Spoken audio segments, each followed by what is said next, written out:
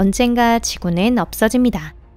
태양이 수소를 모두 소진한 뒤 적색거성이 되면 지구를 궤도에서 밀어낼 것입니다.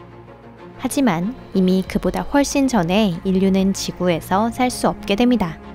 태양이 적색거성이 되기 20억 년 전, 태양의 광도 상승으로 나무들은 죽고 바다는 끓어오르며 지표의 온도는 1000도가 넘을 것이기 때문입니다. 즉, 이전에도 여러분께 이야기 드렸던 일기예보 그대로의 상황이 되는 것입니다. 여러분 안녕하세요. 물론 어느 것도 당장 일어나는 일이 아니고 우리 모두 이 파멸적인 사건의 목격자가 되지는 않을 겁니다. 하지만 미래를 위해 계획을 세울 필요는 있습니다. 이제는 제2의 고향이 될 만한 행성을 찾아야 할 때가 아닐까요? 그렇다면 프록시마 B는 어떨까요? 프록시마 B는 태양과 가장 가까운 행성인 프록시마 센타우리 주위를 공전하는 행성입니다. 이 천체는 지구에서 불과 4광년밖에 떨어져 있지 않은데요. 프록시마 B는 지구와 가장 가까운 태양계 외행성일 뿐만 아니라 생명체 거주 가능 영역에 위치하고 있습니다. 어쩜 우리는 이렇게 운이 좋은지. 다만 현재의 기술 수준으로는 거기에 가려면 15만 년 이상이 소요됩니다. 이곳은 토픽입니다. 짐을 싸기 전에 먼저 프록시마 B가 생물에게 얼마나 적합한 환경인지 살펴보도록 하죠. 그럼 시작해볼까요?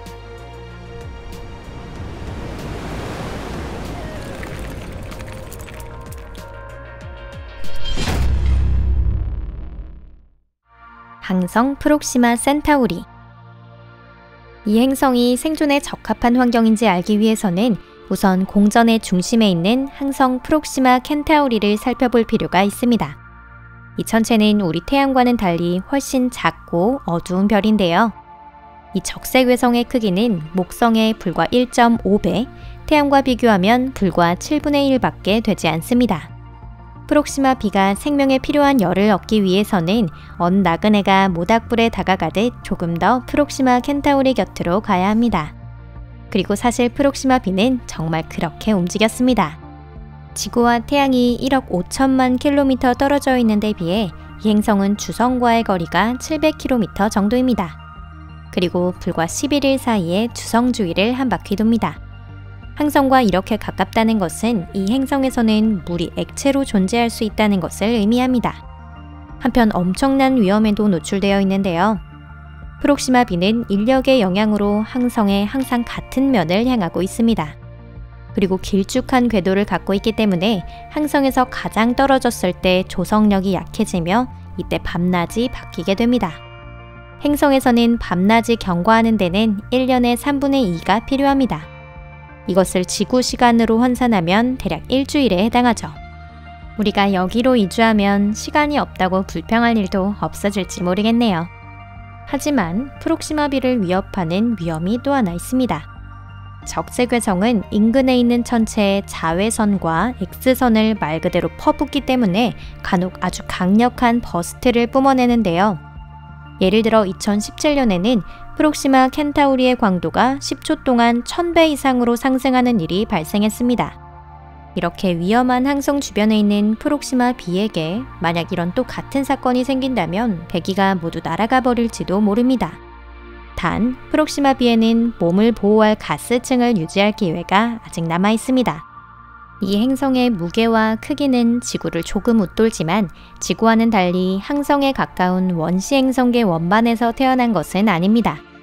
아마도 그보다 훨씬 떨어진 곳에서 태어나서 그 후 프록시마 켄타우리 근처로 이동해온 것으로 보입니다.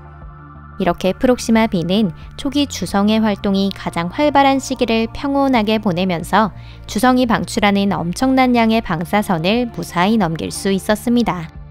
거기에 만약 프록시마 B가 얼음이 많은 원시 행성계 원반 지역에서 왔다면 가스층을 유지하는 데 남아돌 정도의 휘발성 물질을 가지고 있을 것입니다. 하지만 2017년에 일어난 것과 같은 항성의 버스트가 앞으로도 계속된다면 프록시마 B의 대기가 그것을 견딜 수 있을지에 대해서는 정확히 알 수 없습니다. 프록시마 B가 가지는 강력한 자기장이라면 거기에 대항할 수 있을 것이라고 그저 그렇게 되기를 바랄 뿐이죠. 프록시마 B의 생명체. 이 외계 행성에 착륙하면 우리는 무엇을 볼 수 있을까요? 일설에 따르면 프록시마 B는 수심 200km의 해양에 완전히 덮여 있다고 합니다. 생명이 출현하지 않은 이유 중에 하나가 물이 워낙 많았기 때문일지도 모른다고 하니 놀랍습니다. 그리고 이렇게 수심이 대단하면 엄청난 수압이 가해져 온수조차 특수한 얼음으로 모습을 바꾸어 버리는데요. 바로 고온의 얼음이 되는 것입니다. 지구에서는 그런 희귀한 풍경을 절대 만날 수 없죠. 아이스크림 가게가 이런 물건을 구했다면 얼마나 많은 돈을 벌 수 있을까요? 프록시마 B에서는 바다의 대부분이 그런 기묘한 상태에 있다고 알려져 있는데요. 안타까운 것은 이 바다는 염분이 없어서 생명에 적합하지 않고 완전한 증류수라고 합니다. 하지만 이는 어디까지나 극단적인 추측에 불과해요. 행성의 바다는 그보다 훨씬 얕을 수 있습니다. 프록시마 B가 항상 같은 면을 항성으로 향한다면 평화로운 낮 지역 외에서는 물이 액체 상태를 유지할 수 없을 것입니다. 그리고 그 반대편에 해당하는 밤 지역은 당연하게도 얼음으로 덮여 있을 것입니다. 이것은 가설에 지나지 않습니다. 다른 설에 의하면 프록시마 B에는 바다와 육지가 있어 우리에게 더 익숙한 모습을 하고 있을 가능성도 충분히 있다고 합니다. 착륙한 그 순간부터 눈앞에 펼쳐지는 풍경에 우리는 분명 마음을 빼앗길 것입니다. 상상해보세요. 거대한 항성이 붉은색과 오렌지색의 끝없는 평원 위에 떠있는 모습을 말이죠. 그러고 보니 어쩐지 화성과 꼭 닮았네요. 맞습니다. 이 행성은 붉은색이 지배하고 있다고 해도 과언이 아닐 정도인데요. 주성이 적색외성이고 태양과 지구에 비해 항성의 거리가 훨씬 가까워서 하늘에 떠있는 항성이 너무 커 보이기 때문입니다. 다만 화성과 다른 점은 이 행성에는 액상의 물과 식물이 존재한다는 점이지요. 프록시마 B에서는 우리가 별로 본 적이 없는 식물상과 만날 수 있을지도 모릅니다.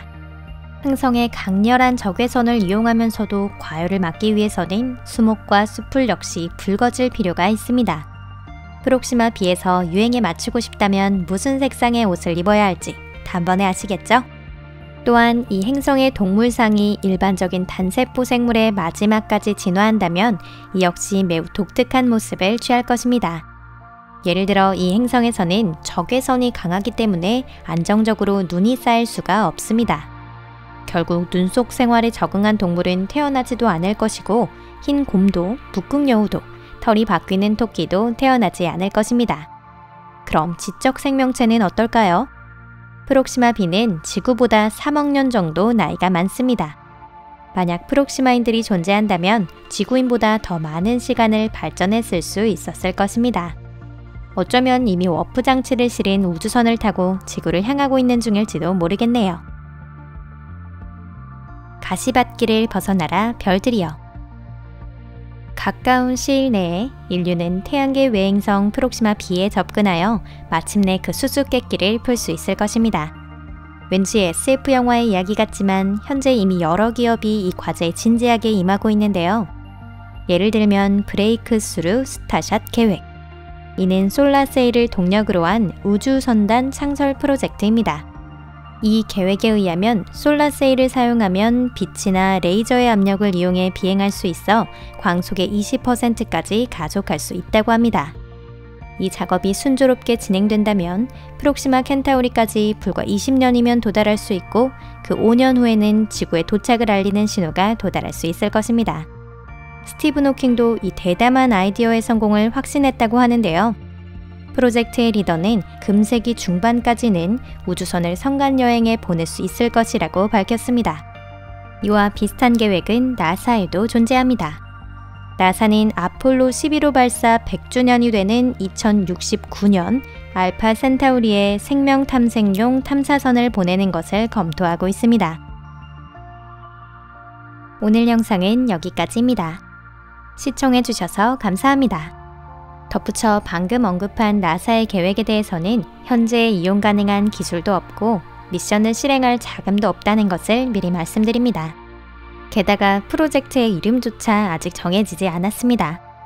현 시점에서 분명한 것은 단 하나. 그것은 가까운 장래에 재미있는 발견이 우리를 기다리고 있다는 것이죠. 그때가 올 때까지 우리는 몇 번이고 이 주제에 대해 여러분과 함께 상상의 나래를 펼쳐나갈 것입니다. 그럼 다음 영상에서 뵐게요. 안녕히 계세요.